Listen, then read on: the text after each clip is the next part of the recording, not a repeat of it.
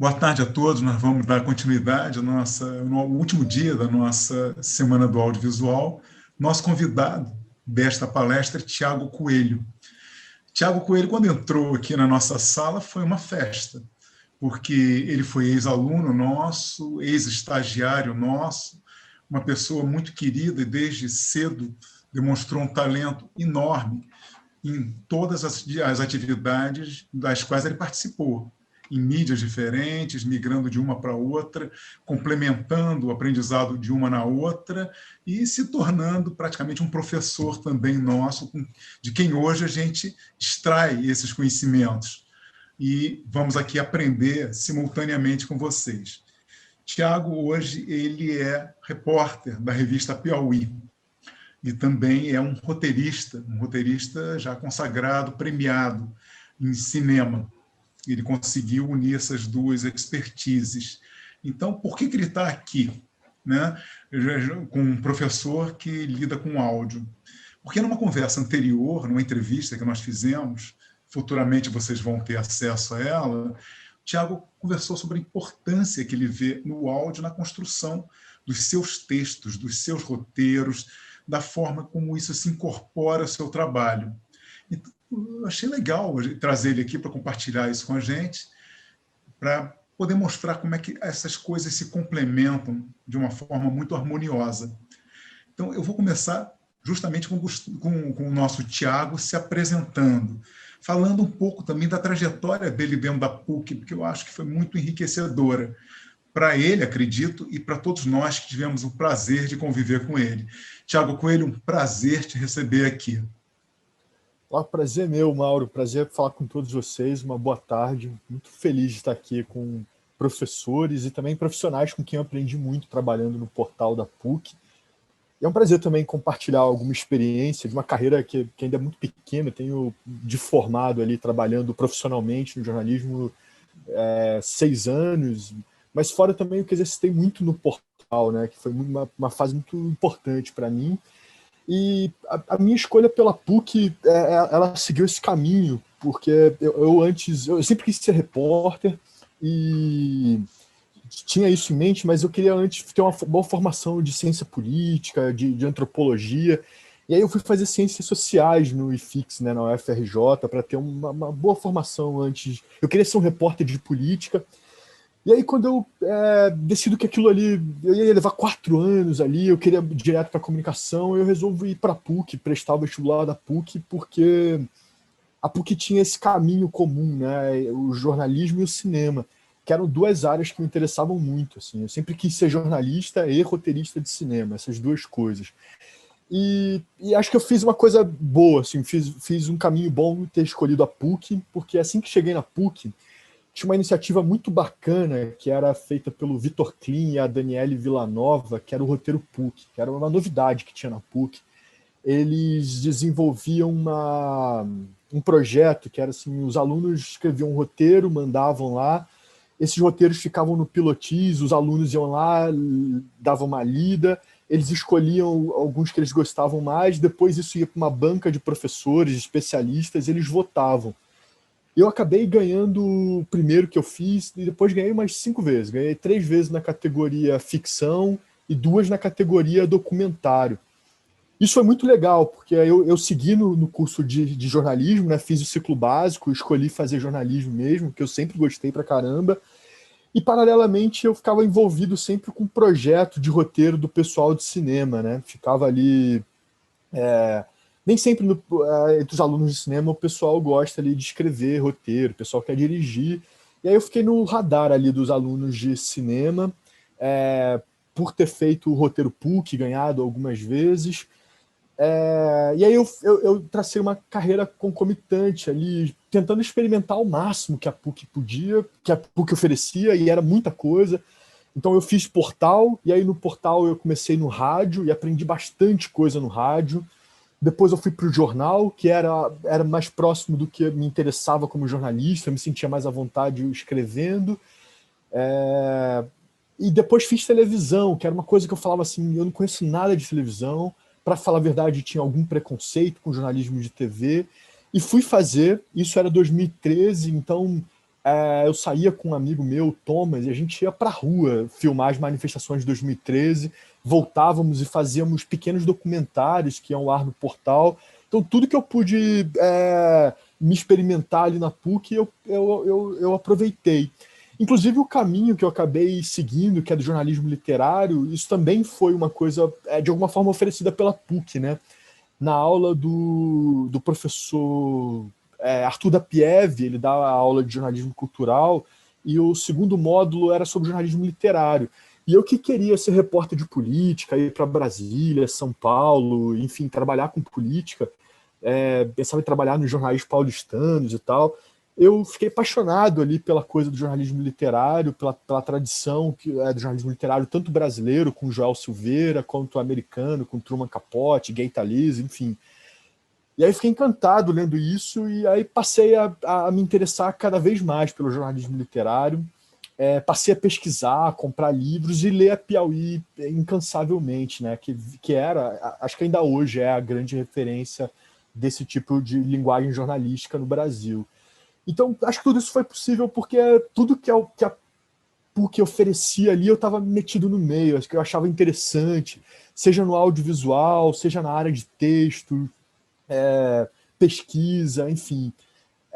E esse foi meu caminho, assim. E ter vindo para Piauí, ter vindo para PUC, determinou os meus caminhos, assim, tanto para o jornalismo literário, que é o que eu faço hoje na Piauí, quanto para o cinema, né? Porque eu comecei fazendo esses projetos do roteiro PUC, a gente ganhava R$ 2.000 para realizar um curta, e eu só escrevia, nada, meu barato era escrever, mandava lá para os colegas, às vezes eles vinham com alguma ideia, eu escrevia para eles aquela ideia de roteiro. Aí isso foi criando laços tão grandes assim que eu cheguei a escrever ainda na PUC, com verba da PUC, eu escrevi com dois amigos, o Marcos e o Eduardo, os gêmeos, que hoje estão na TV Globo. A gente escrevi, eles dirigiram o curta-metragem Chico, que acabou ganhando prêmios no Festival de Brasília e alguns outros festivais. Assim. Ele correu muito festival e ganhou bastante prêmios. O Chico, um curta-metragem. E ainda na PUC, estudando na PUC, eu comecei a desenvolver um roteiro com outros amigos de cinema, né? O Madiano, o Thiago Ortmann, o Thiago Galego. A gente desenvolveu um roteiro de um longa-metragem chamado Madalena. Enfim, mais uma vez aí aproveitando as chances e conexões da PUC, que a gente desenvolveu o roteiro e enviou lá para a professora de produção, a Clélia, do curso de cinema, e enfim, foram sendo feitas conexões. De repente o filme passou nos editais, ganhou verba, foi filmado, e agora no início do ano ele concorreu, se eu não me engano, foi o único filme brasileiro representando o Brasil no Festival de Roterdã. E foi muito legal, foi uma disputa ali, uma disputa oficial ali, disputando com filmes de outros países. A gente não ganhou não, mas foi uma porta de entrada, uma janela ali importantíssima para a gente. E essa é a minha carreira, basicamente, jornalismo e o cinema. Bom, você deu já uma avant-première daquilo que a gente vai discutir um pouco, caso a caso. Agora, puxando um pouco a brasa para a nossa sardinha aqui, a sua porta de entrada foi o rádio e você falou em aprendizado. O que o veículo, aquela linguagem e tudo mais, no que aquilo pode ter contribuído para essa sua formação tão eclética? Eu acho que muita coisa, Mauro. É engraçado chegar nesse ponto da carreira que, como eu disse, ainda é muito curta, né? Uma carreira no começo, mas eu fico vendo as coisas que me influenciaram ao longo da minha presença na universidade, e eu fiquei pensando no rádio, né? Como na hora de escrever um texto para o rádio, porque eu comecei no portal escrevendo para o rádio, sem muita experiência nisso, mas eu lembro de você falando sobre tudo, que era muito importante que aquilo que a gente fosse escrever tivesse uma embocadura, né? É fácil de ler porque seria fácil de ouvir, enfim, seria a coisa fluiria, né? O texto precisava fluir na frequência da oratória, ele precisava ser simples, direto, curto. E acho que em algumas coisas isso eu vejo uma conexão com o que eu faço hoje, né? No jornalismo, por exemplo. Primeiro que, sei lá, das coisas que foram me encantando, assim como literatura, eu fico pensando em como Ernest Hemingway escreve, né?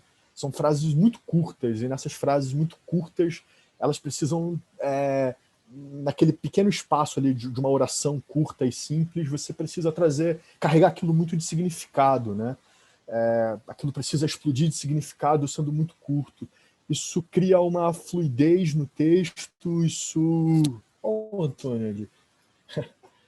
Isso cria uma fluidez no texto, isso cria um ritmo, isso é muito legal. Assim, na hora de escrever, isso é muito importante para dar ritmo ao texto. No que a gente faz na Piauí, não só a informação é importante, mas a estrutura é muito importante, um ritmo que você consegue dar a um determinado texto, uma determinada história.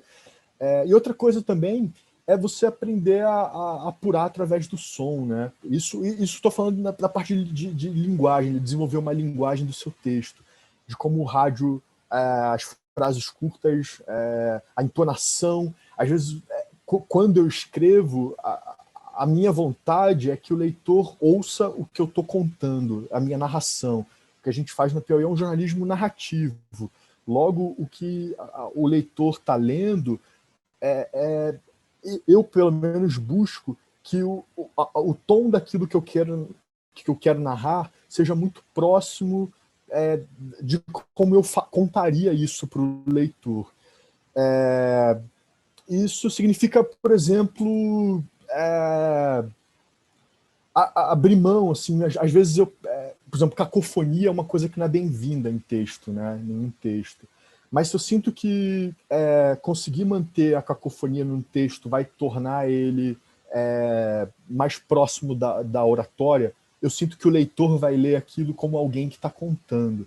E eu tenho a sensação de que ele vai embarcar naquilo de forma mais orgânica.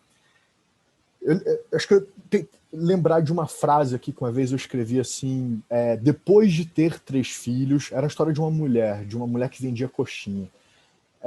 Depois de ter 3 filhos, aí eu lembro que o editor falou, olha, depois de ter 3, cria uma cacofonia. Aí ele botou assim, depois de gerar 3 filhos.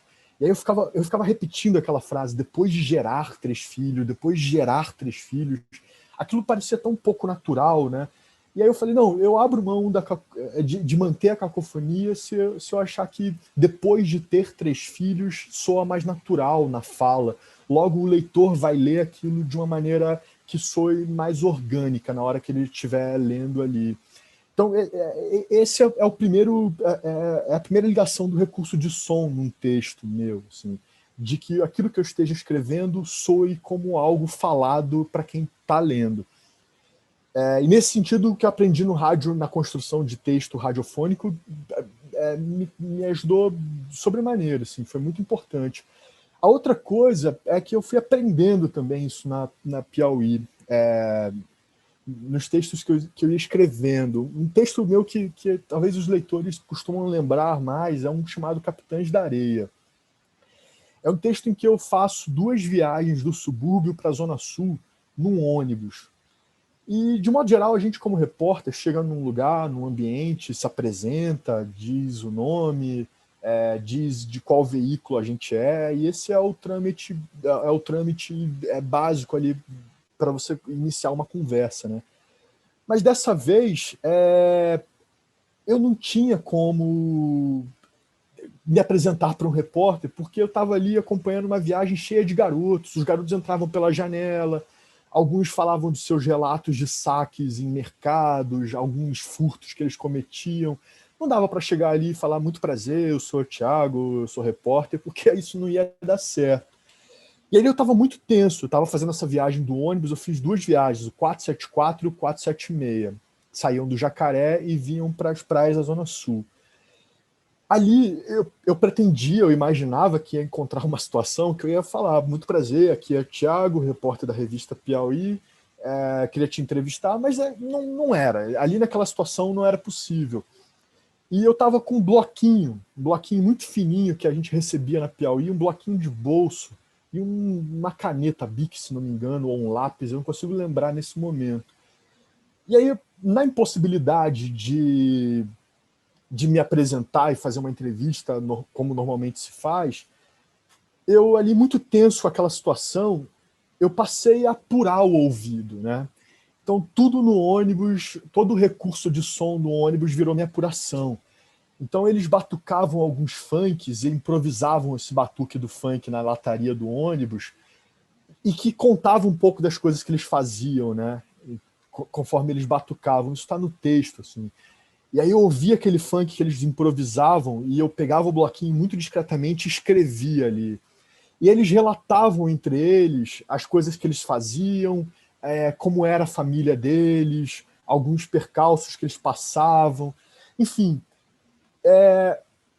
foi a primeira vez que eu tive essa experiência e passei a usar isso como um recurso, né? Então, assim, um chamava o outro pelo apelido, eu ia lá e escrevia. Falei assim, bom, esse aqui magrelo é o Biel, que eles chamam. Então, o que o Biel tá falando? Aí eu anotava. O que o outro que chama com outro apelido tá falando? Aí eu anotava o apelido e tudo as características físicas deles, algumas tatuagens que eles traziam ali. E passou a ser um texto que eu construí todo no ouvido, assim, observando, obviamente. E isso foi uma construção que eu aprendi meio na experiência, assim, né? Na impossibilidade de fazer o que a gente faz tradicionalmente, eu precisei aguçar e ficar mais atento para o que eu via e para o que eu ouvia também. E aí eu lembro que quando eu voltei para a redação e fui contar para o editor, ele falou, olha, isso tudo que você ouviu, isso tudo que você me narrou, você pode usar como recurso e vai ficar interessante, assim. Conta tudo o que você viu e que você ouviu. E aí quando o texto saiu, era para ser uma esquina, acabou virando um texto de página dupla, uma chegada, o texto que abre a revista. E as pessoas que liam me davam esse feedback, né, de que, olha, esse é um texto com muito som, esse é um texto que você consegue ouvir a polifonia desse ônibus ali. E eu passei a usar isso como recurso. Um texto seguinte meu, em que eu também tentei trazer isso para o meu texto, foi quando eu fiz o Aniversário Guanabara, né? Então, a gente via na imprensa o Aniversário Guanabara sobre aquela perspectiva um tanto folclórica, né? As pessoas ali meio que se estapeando por uma caixa de leite, ou, enfim, os memes que surgiam. E eu falei, bom, o que é o Aniversário Guanabara de uma perspectiva de quem está ali e como é aquilo, por que as pessoas brigam por aquela promoção, qual é a perspectiva delas.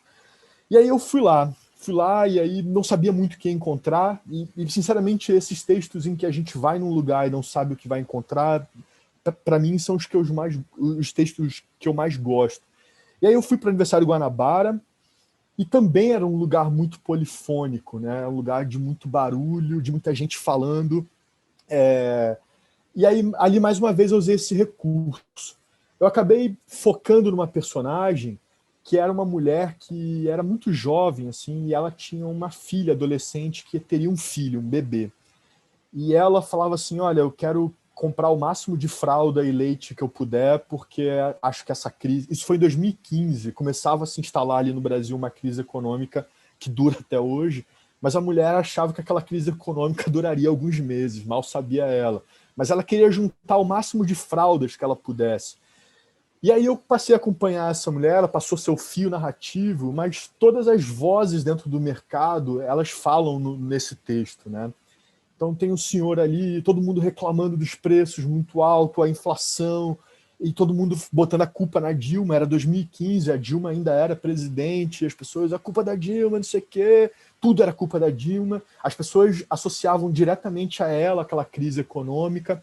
E eu lembro que um senhor no caixa falou assim, vocês não sabem de nada, vocês não viram o que foi a hiperinflação nos anos 80. Então essas pessoas comentando, eu estava ali o tempo inteiro com essa mulher, que foi o fio narrativo da minha história, mas essas pessoas que estavam ali em volta, elas contribuíam narrativamente para elas contribuíam narrativamente para a história ali, essas vozes, esses coros ali que iam surgindo na reportagem.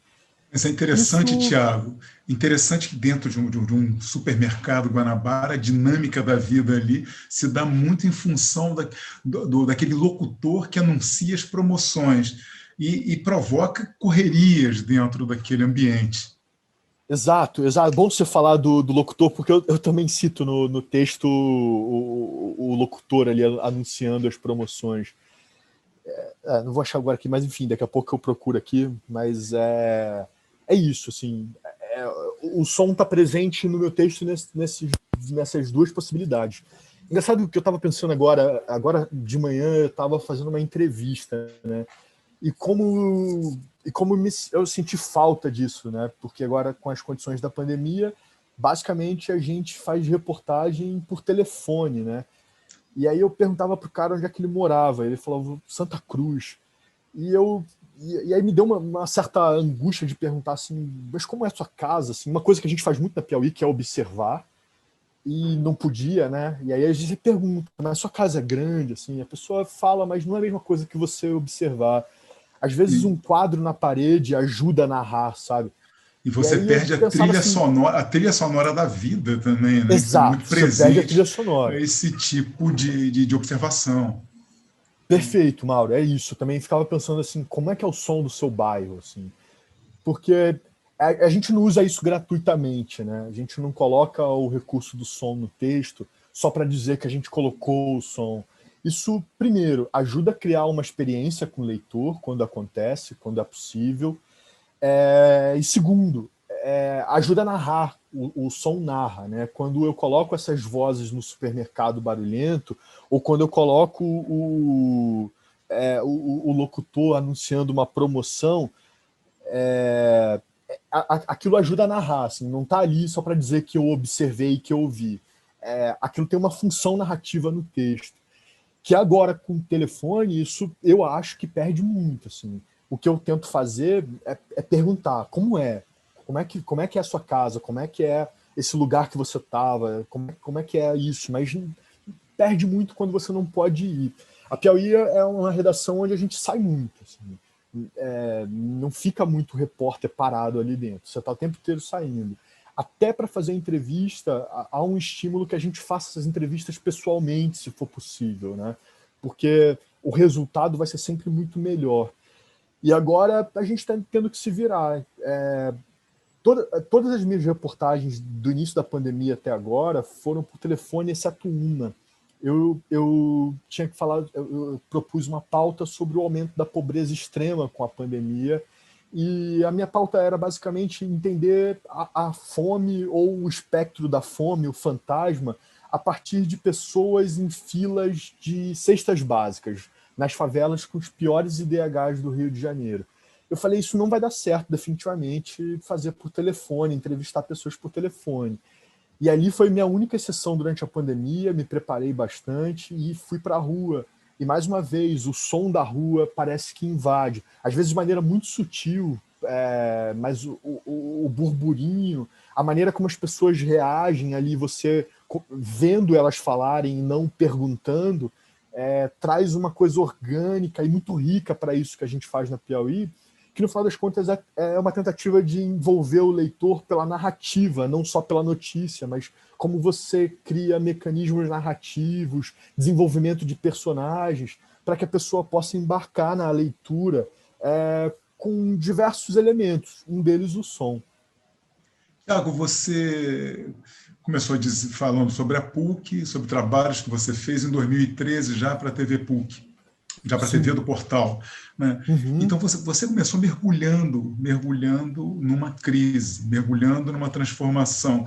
Imagino que esses anos tenham marcado a sua vida a sua vida profissional quase que naturalizando uma crise.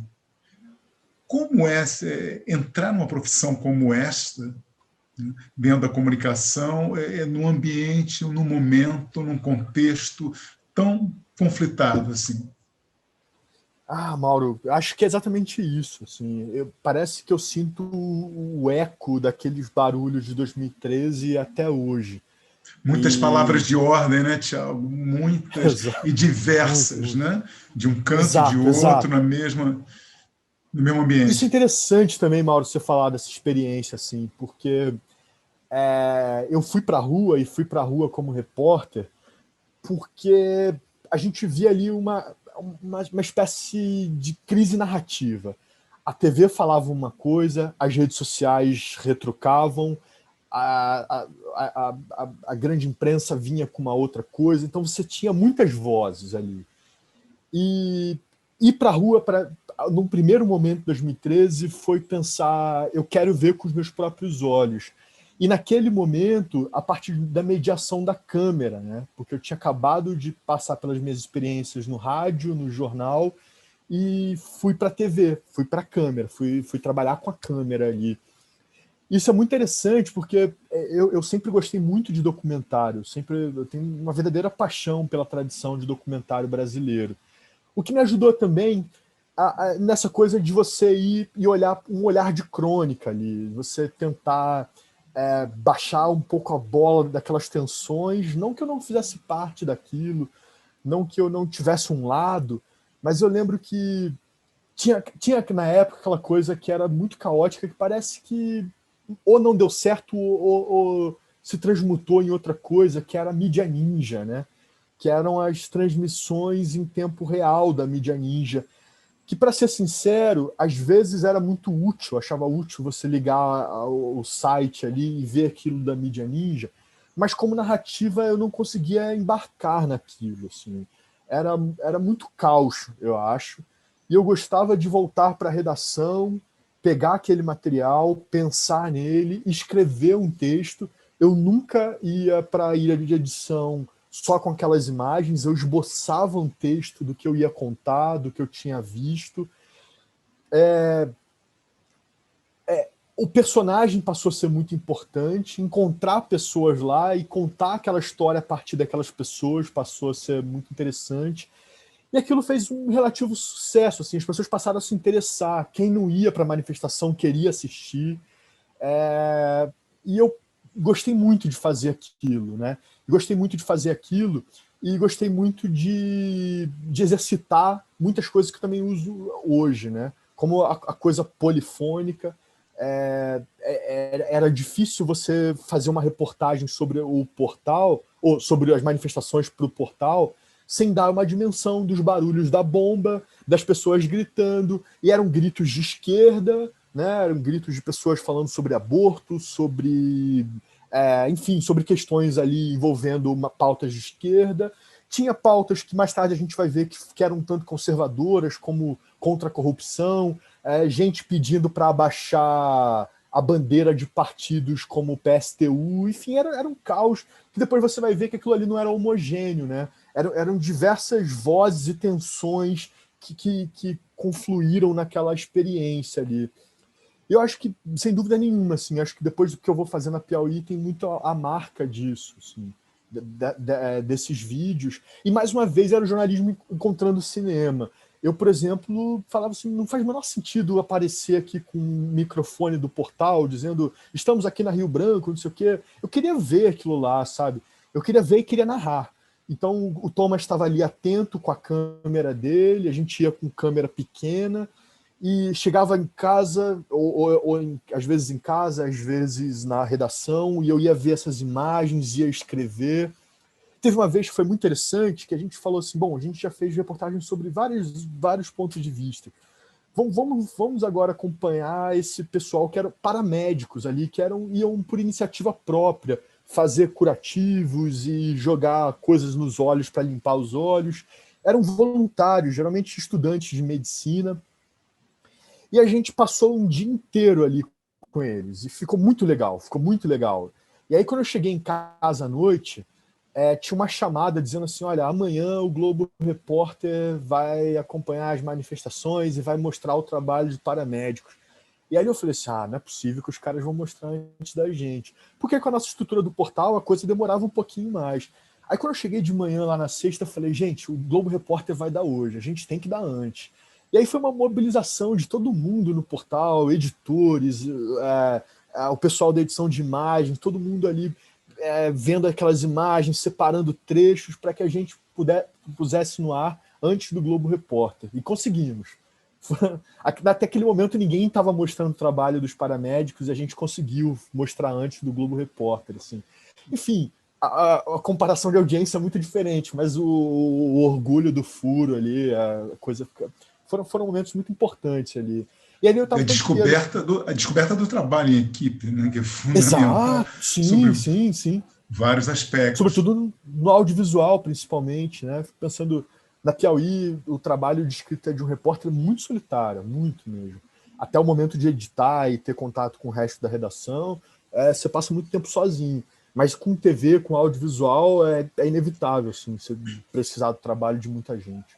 Eu queria um depoimento seu também em relação a algo que eu, meus colegas, professores, que a gente fala muito em sala, mas a necessidade de você também procurar uma formação independente anterior, que extrapola aquele conteúdo que você discute em sala ou nos laboratórios, que é uma formação até prévia. Você falou na importância dos documentários. Você consumia esses documentários antes de chegar à faculdade? Você consumia literatura? Como é que foi essa sua formação complementar? Muito, Mauro. Acho que antes de qualquer coisa assim, de decisão profissional, a minha formação começa justamente nessas duas coisas, assim, no cinema, no audiovisual e na literatura. Sei lá, eu sempre fui um adolescente muito tímido, uma criança tímida, então os meus olhos, quando não estavam nos livros, estavam na televisão, assim.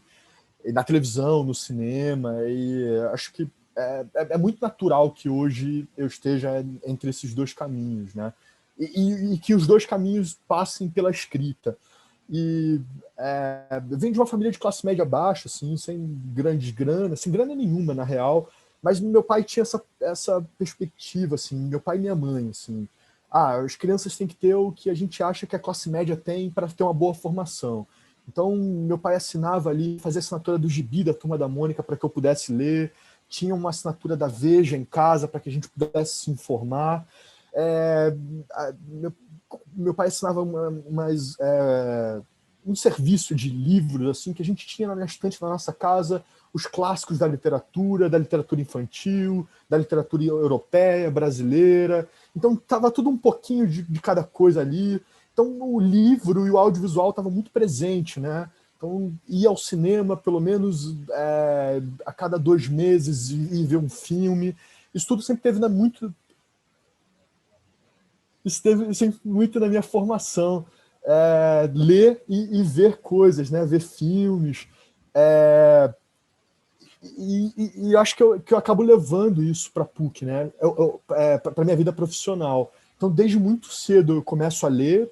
Até hoje eu sou um leitor de romances e, por exemplo, quando eu me interesso por assunto, quando eu fiquei muito interessado pelo jornalismo literário, eu falei, bom, eu preciso cair de cabeça nas pessoas que fazem isso, né? Então, eu preciso ler as coisas que são muito fundamentais. Fama e Anonimato, do Gay Talese, a Sangue Frio, do Truman Capote. Então, vou ler todos os grandes mestres, né? O trabalho do Joel Silveira, eu fico pensando às vezes como ele está muito... É engraçado, a gente vai buscando as influências. O Joel Silveira tem um livro que eu tenho dele, do qual eu tenho muito carinho, que ele vai fazer... Ele é um grande casamento que vai acontecer em São Paulo, da família Matarazzo, uma família muito rica, e toda a imprensa, a grande imprensa está ali convidada, e o Joel Silveira não. Primeiro que ele era muito ácido, então ele não era muito bem-vindo nos lugares. E aí ele passa a escrever sobre esse casamento da família Matarazzo do lado de fora, entrevistando as pessoas que ficam do lado de fora, vendo a movimentação. Você tem o Gay Talese que, na impossibilidade de entrevistar o Frank Sinatra, ele vai ficar olhando o Frank Sinatra. Essas coisas, você acaba absorvendo isso na hora de você escrever.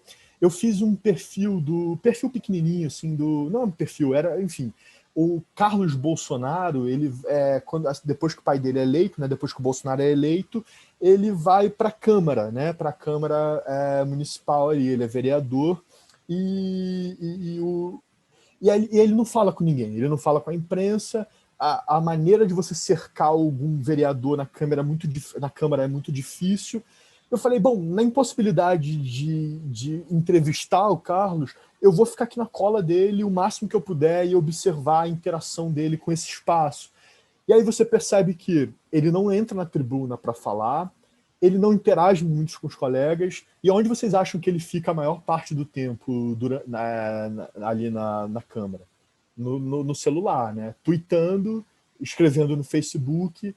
E aí eu fiz uma coisa assim, ele não fala dentro da tribuna, ele não sobe na tribuna, ele não fala na Câmara, dentro da plenária, ele não fala, mas ele twitta o tempo inteiro. Então eu descrevo paralelamente o que ele fazia dentro da Câmara e o que ele estava tweetando. Então ele estava tweetando sobre milhões de coisas que não dizia respeito ao Rio de Janeiro. E o Rio estava passando por uma enchente bizarra, tinha acontecido uma enchente bizarra, tinha o caso dos meninos no Flamengo, os garotos do Ninho. Então os colegas dele iam lá para a plenária falar sobre dezenas de coisas que envolviam a cidade, dezenas de tragédias, e ele falando de coisas que diziam respeito a Brasília, sabe? Questões envolvendo comportamento.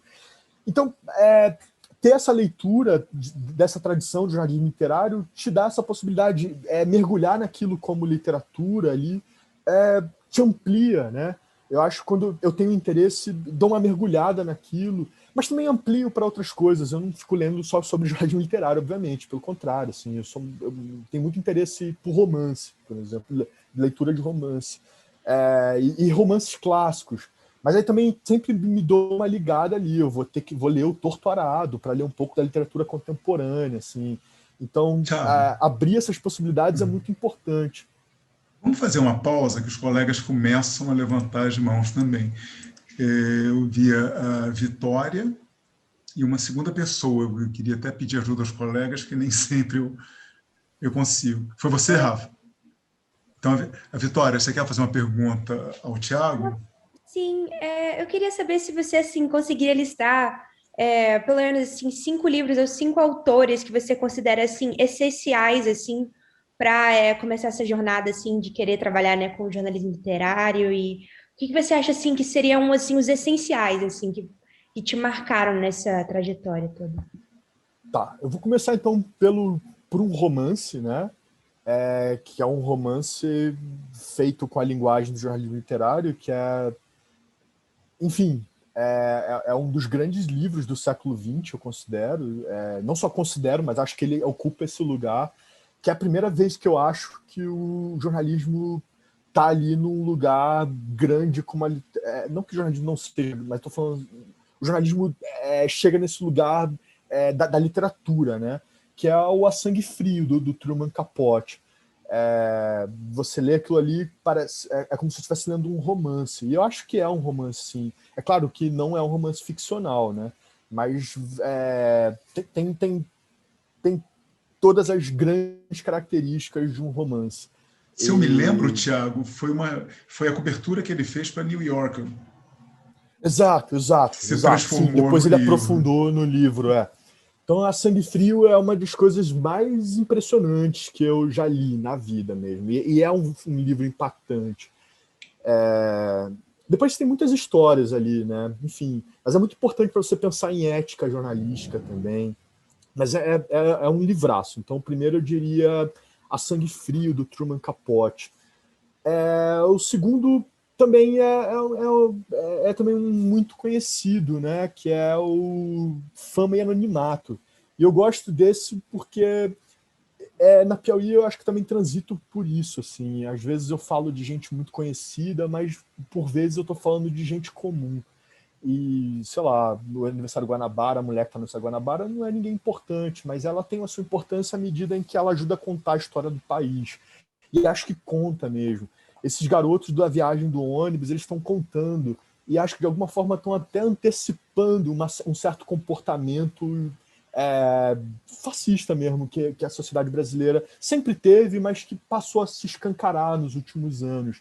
Então, Fama e Anonimato é isso mesmo, é ele perfilando lugares e locais onde transitam pessoas muito conhecidas, é uma coletânea de textos, né? E gente não muito conhecida. Outro texto que me influencia muito é o Filmes.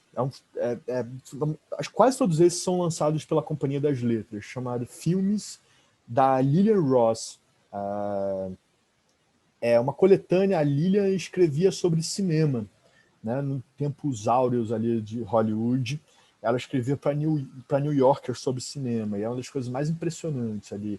A Lillian está profundamente interessada em narrar os bastidores do cinema, em desenvolver personagens. Então, toda a construção de desenvolvimento de personagens, você encontra muita coisa interessante nesse livro chamado Filmes. A autora é Lillian Ross. Peraí, eu tô falando pra caramba que me deu um branco.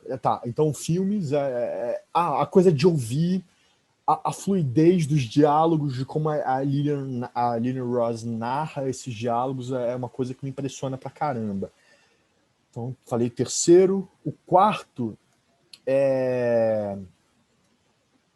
livro, eu diria que... Peraí. O quarto livro é O Jornalista e o Assassino, da Janet Malcolm.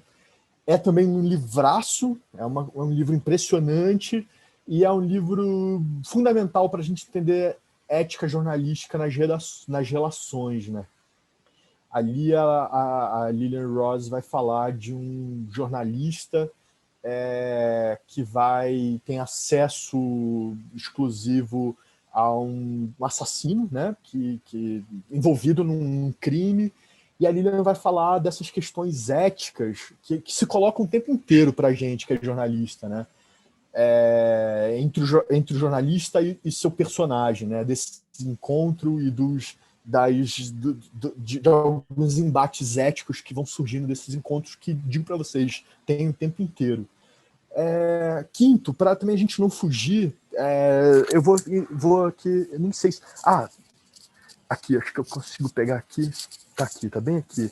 É do Joel Silveira, chama A milésima segunda Noite na Avenida Paulista. Eu adoro esse livro. Tem um livro de cartas em que o Joel Silveira pega cartas de pracinhas na Itália, e aí ele reproduz na coluna dele. Ele vai para a Itália cobrir a Segunda Guerra, e aí lá os pracinhas mandam recado para os seus familiares. Esse livro é bacana. Mas olhando aqui, já que estou nessa fase de pegar livro, vou pegar dois aqui.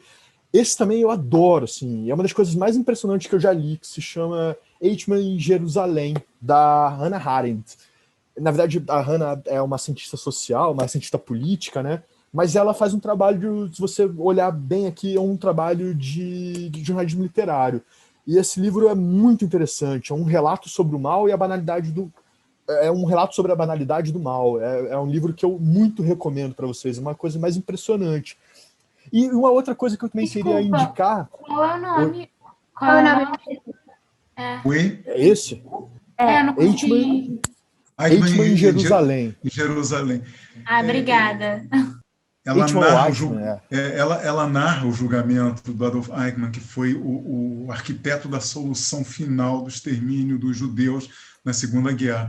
E a Hannah, ela acompanha, ela cobre aquele julgamento. Eu acho que foi New York também, não foi, Thiago? Foi para New York. Também para New York. Sim. E aí, por último, aqui, eu descobri, por acaso, na aula de um professor, do Bernardo Mariani. O Bernardo costumava deixar uma pilha de livros em cima da mesa, e ele falava assim: pode pegar, leia e depois me devolve. Se ninguém me devolver, eu vou entender que você gostou muito do livro e vou ficar para mim. E eu li esse livro aqui, chamado Tempo de Viver, do Hemingway. E esse livro é muito importante para mim, foi muito importante. Eu li ele na PUC. Ele foi importante em termos de estilo, porque, claro, tentar emular ali o que o Hemingway escreve, e não só tentar emular, mas é porque eu me identifiquei mesmo da maneira simples e curta e sucinta como ele escreve. E E outra coisa, assim, tem uma historinha que ele vai contando pequenas histórias ali do Entre Guerras que vão muito dando uma dimensão do que vai acontecer depois. Por exemplo, tem uma que ele atravessa da França para a Alemanha e ele vai falar de como um marco dava para comprar muita coisa na Alemanha, como a desvalorização da moeda. E ele vai ficar fazendo pequenas crônicas percorrendo a Europa que vão ajudar muito a contar. Eu sinto, às vezes eu falo assim, puxa, eu nunca fiz um perfil de um grande político, mas eu fico muito pensando como a história desses garotos no ônibus, como o Aniversário Guanabara e alguns outros textos meus, em conjunto, eles ajudam muito, não sei se ajuda, não estou querendo ser pretencioso não, mas eles de alguma forma um olhar, um microcosmo ali, muito simples, uma pequena contribuição de você entender o que é o Brasil ao longo do tempo. Isso também é uma sensação que eu tenho, que eu trouxe desse livro aqui, que é O Tempo de Viver, do Hemingway. Mas esse aqui não é do Bernardo, eu devolvi ao Bernardo. Tempos depois eu falei desse livro numa aula da Ítala. Eu ia perguntar, pô, não é. E aí eu fui falar desse livro na aula da Ítala, e a Ítala teve a gentileza de comprar para mim, e ela me presenteou com esse livro. Muito obrigada, viu? Muito obrigada pelas dicas, assim. Muito obrigada mesmo. Legal. Queria que você respondesse a pergunta do Rafusa. Tá? Às vezes a gente fala o professor Rafael Ruzak, a gente bota uma gravatinha, mas agora dá para tirar, né? Sim.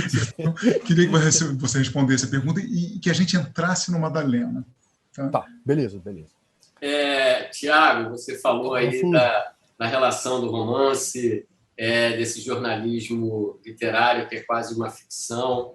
Você acabou de falar também de pontos éticos, né? E a gente teve recentemente, né, o caso de um dos maiores ícones do jornalismo literário lançando um livro, né, e que acabou virando até um filme, o Voyeur, né, que foi um grande escândalo, tanto que o livro até foi retirado. Eu queria que você falasse um pouco desse limite, né, tênue, né, exatamente entre o jornalismo, o romance e a ética, quando você trabalha da forma que você trabalha com essa questão que ela acaba sendo muito subjetiva. O jornalista tem que ter um olhar subjetivo, senão não constrói exatamente isso que é, né? Pô, perfeito, Rafuso. Isso é interessante pra caramba, assim, porque acho que no jornalismo, de modo geral, isso é uma questão, e é uma questão delicada. No jornalismo literário, acho que talvez mais ainda, assim. Porque no jornalismo literário demanda uma proximidade com as pessoas, quando você consegue uma aproximação muito grande, né? E isso te coloca em situações ali. Por exemplo, eu citei o livro da Janet Malcolm, O Jornalista e o Assassino, em que a Janet diz uma coisa, assim, um jornalista, um repórter, ele é responsável pelos seus personagens, assim. Ele é responsável, ela acredita, que um jornalista tem que se responsabilizar de como uma declaração, como uma informação vai bater para uma pessoa que você entrevista. Eu não vou dar muitos detalhes, por uma questão de segurança, assim, mas eu já entrevistei 2 pessoas que estavam numa situação ali delicada, envolvendo direitos humanos. Uma delas, inclusive, tinha ali envolvendo violência policial. Então, eu tinha o tempo inteiro falar para ela, olha, você está segura que você quer falar? Eu posso falar isso? Eu, como repórter, ficava o tempo inteiro ali, aonde a gente pode ir, onde eu não possa te botar em risco. Porque depois que a reportagem é publicada, você volta para sua casa, né? E as pessoas continuam a sua vida. E a Janet, ela traz essa reflexão, né, de que onde a gente pode ir, onde a gente é responsável dessas pessoas que a gente entrevista. E aí eu acho também, assim, um universo que eu escrevi pouco na Piauí, mas escrevi, acho que é diferente com políticos, né? Um político é uma pessoa pública que está ali exercendo uma função pública e que ele precisa saber que o que ele fala, ele tem uma responsabilidade. E, enfim, ali é outra coisa. Por exemplo, eu fiz Foi uma das poucas vezes em que eu fui questionado publicamente uma reportagem. Eu fiz uma reportagem com o pastor Sargento Isidório. É uma figura muito exuberante, pitoresca da Bahia. O nome já diz, né? Ele é pastor e sargento. Ele disse que era um ex-gay, que ele era gay, que se recuperou através do evangelho. E eu me apresentei, cheguei lá e falei, olha, eu sou um repórter, eu vou te acompanhar, eu vou passar um dia aqui com você, passei 2, na verdade, e vou te acompanhar aqui, vou escrever tudo sobre o que você fala. E aí ele começou a meter o pau no Ministério Público da Bahia, assim, e eu tô ali anotando. Ele, como político e homem público, não podia perder de vista que ele estava diante de um jornalista. E eu tô ali anotando tudo que ele fala. E aí depois ele falou assim, o jornalista da Piauí, adorei a reportagem, mas isso que não foi bem assim que eu falei do Ministério Público, enfim. Eu tinha ali anotado e estava muito seguro de que eu tinha ouvido isso, mas a minha responsabilidade com ele, por exemplo, é uma. Com 2 mulheres das quais escrevi, que estavam envolvendo uma questão de direitos humanos, eu preciso ter um outro comprometimento, eu preciso entender o quanto o que elas falam é arriscado e colocar ou não. Esse é um ponto, Rafuso, dessas relações, assim. E primeiro, acho que se você procura alguém para fazer uma reportagem, você estabelece uma relação, isso é meio natural.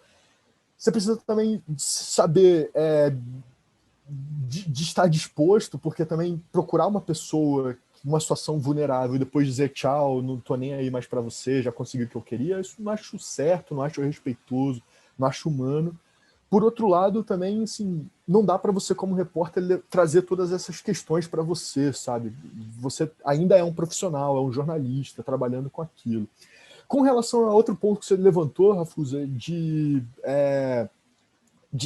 dessa narrativa ser questionada, o jornalismo literário é um universo que pode estar aberto para isso, né? Muita gente questiona muitas coisas que estão ali no A Sangue Frio, do Truman Capote. Será que aconteceu isso mesmo? Será que ele deu uma romanceada naquilo?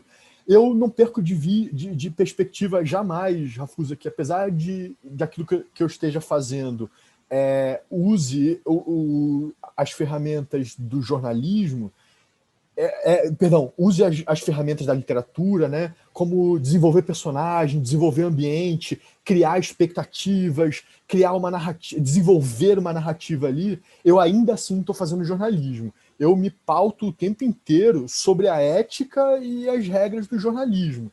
Então, assim, se eu vejo uma coisa e essa coisa é um tanto simples, eu vou escrever na simplicidade do que eu vi.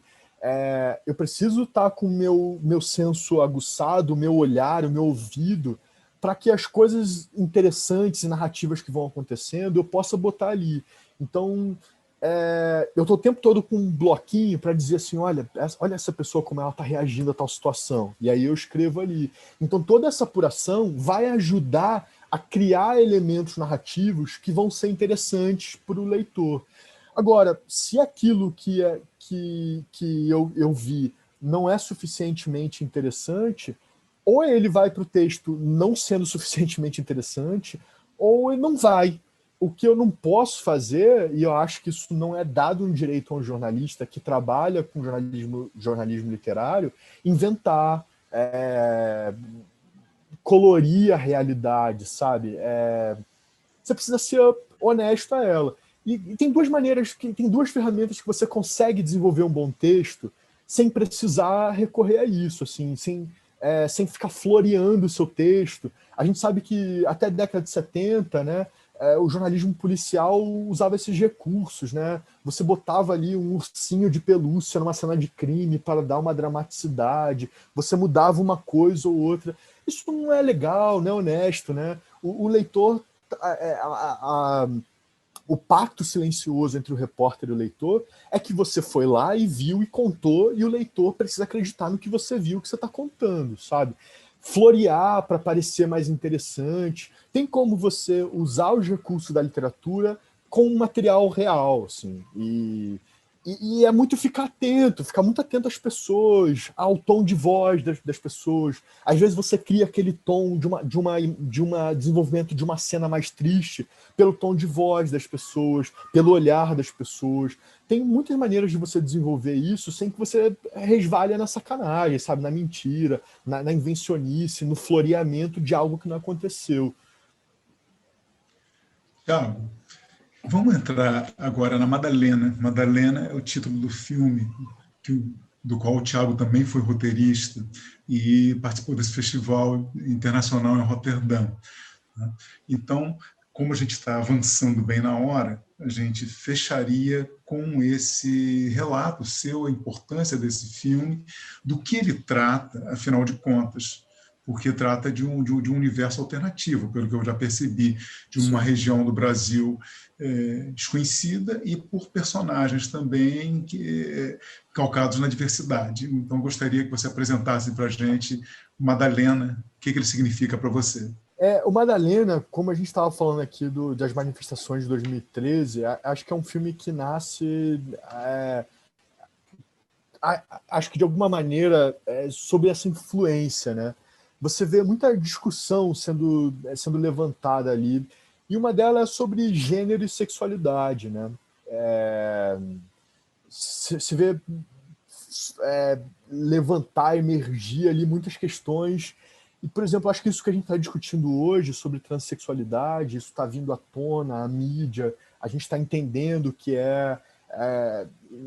entendendo melhor o que a gente está entendendo melhor essa situação, isso está sendo pauta na mídia de forma mais recorrente, políticos, enfim, profissionais transexuais estão surgindo e projetando a sua voz.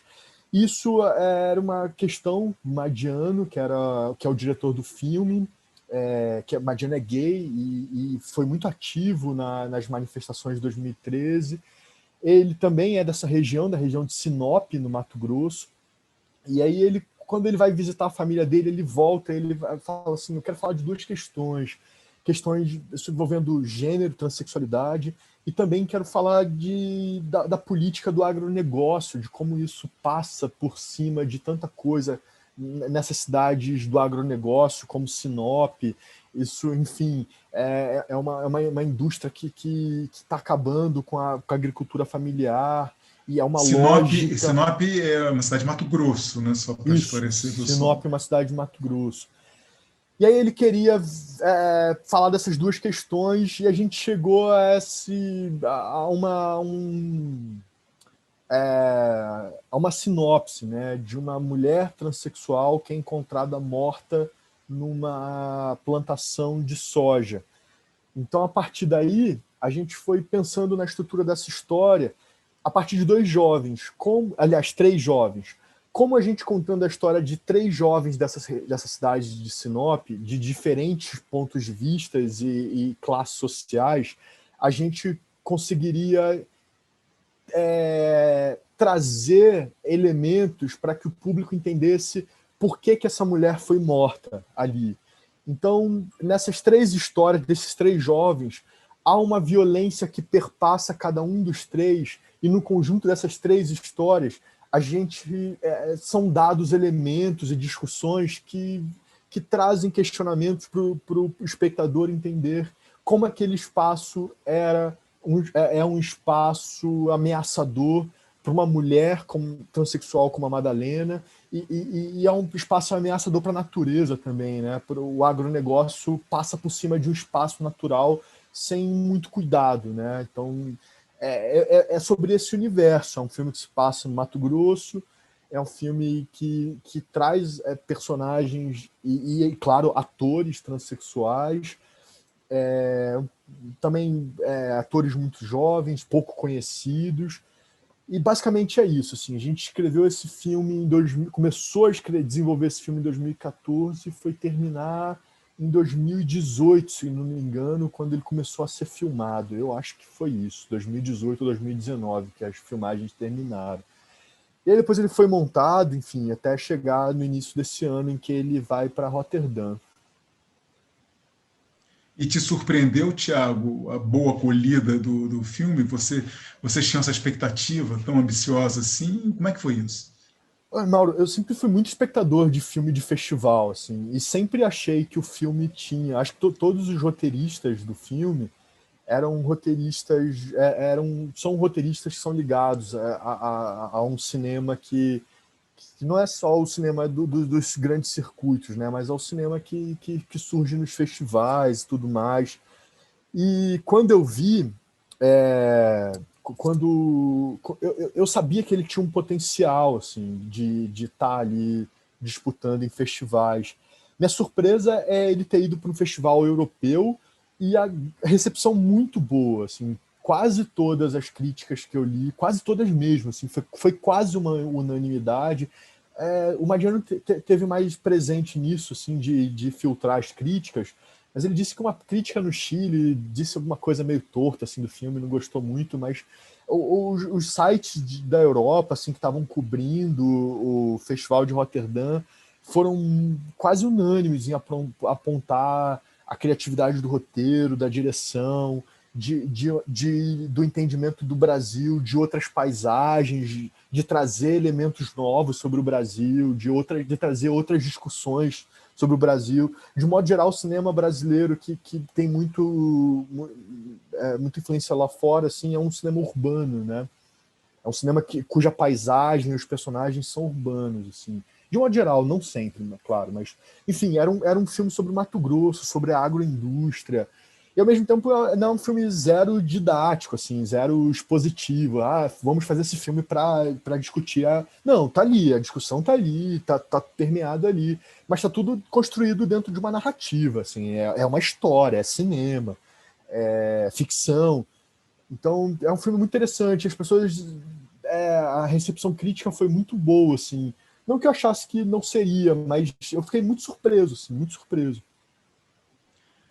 Tiago, infelizmente estamos chegando ao fim dessa nossa conversa, então eu e os demais professores agradecemos muito a sua presença, tenho certeza que foi muito importante também para os nossos alunos. Eu que agradeço. Na medida que a gente dividiu aqui tudo isso que você nos trouxe. Então eu agradeço muito e estamos sempre abertos aqui para te receber, vai ser sempre um prazer. Opa, obrigado, Mauro. Eu também estou à disposição sempre que quiserem. Foi um prazer conversar com vocês, trocar experiência com os alunos e uma boa tarde para todo mundo. Obrigado.